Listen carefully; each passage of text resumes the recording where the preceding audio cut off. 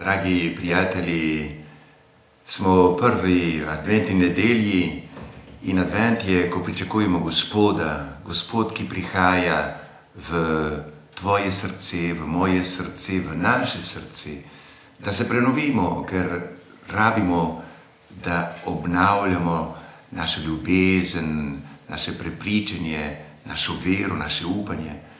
In danes se tudi pomislimo na dobroto, ker ko verjamemo v Boga, moramo tudi verjeti v sočloveka.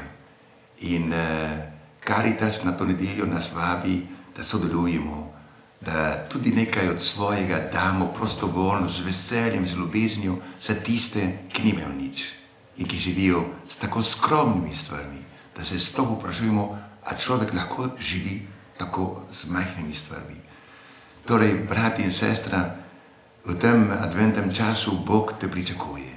Jezus prihaja k tebi, trka na tvoja vrata, na moja vrata, odprimo mu naša vrata in pomagajmo vsakmu človeku, ki je v stiski, ki je v skrajni revščini.